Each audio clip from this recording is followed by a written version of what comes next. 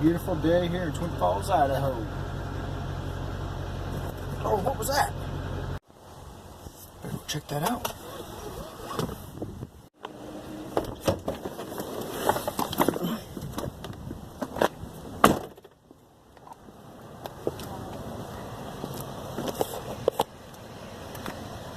What could it be?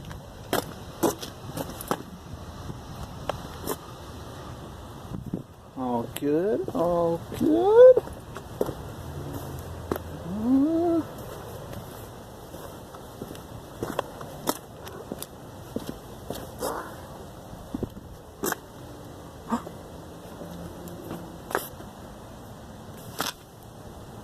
There's your problem right there.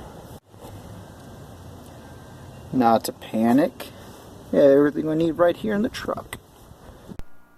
Once you have identified the flat, it is now time to change the tire. For this, we need to chock the rear tire to ensure it does not roll back and off of the jack. Next, you'll need to grab your tools and your jack from inside the cab and place these next to your flat tire, as well as we will need a 1/2-inch wrench and the tire dropping kit. You can place these items behind the rear bumper for later use. You need to remove the plastic wheel hub cover to expose your lug nuts. You need to be careful not to break any of these plastic covers. You can remove your lug nuts or loosen them to hand tight in no specific order. Once your lug nuts are loose and hand tight, you can now place the jack under the rear axle and start raising the rear axle till the tire is clearing the ground.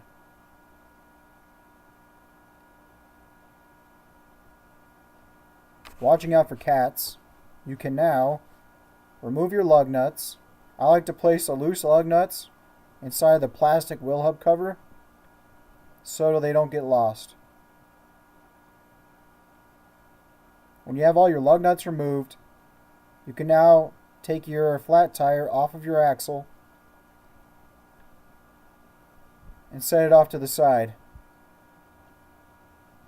Now we can drop the spare tire from under the bed. We have the factory spare tire dropping tool, which is conveniently in 2 pieces. They just snap together. You'll need to remove the lock with your ignition key. Now you can insert the tire dropping bar and it will clip on to the spare tire winch. You'll need to spin this bar counterclockwise to drop the spare tire.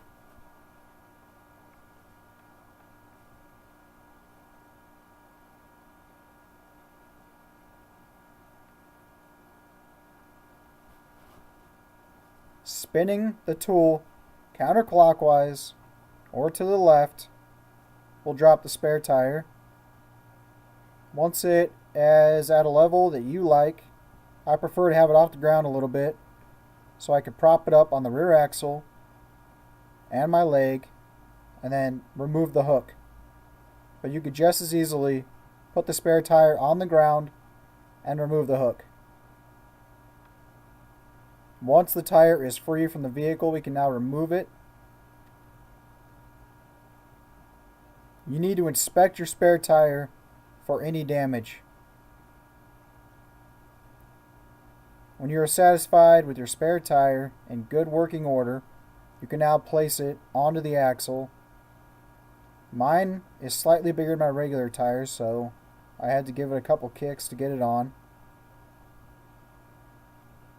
You need to hand tightly place your lug nuts onto your axle. This is in no order, no specific order.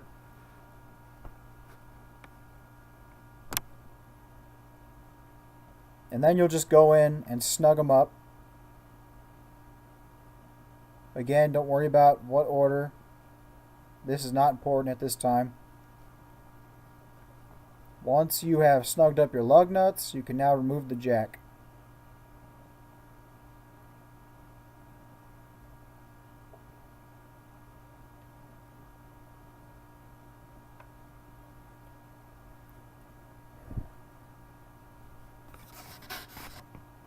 Now it is time to do your final tightening of your lug nuts.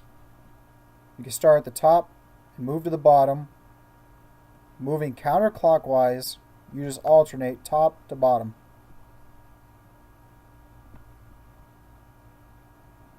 After completing that, you can go through and assure they are all snugly tightened. You'll need to pick up all your tools and your lug nut cover, place them inside the vehicle.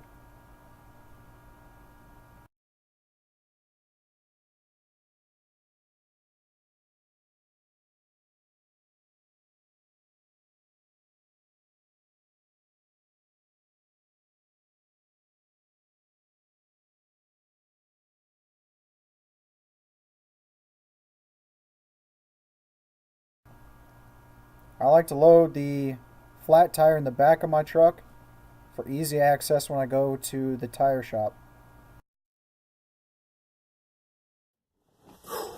Alright, and that's all there is to it.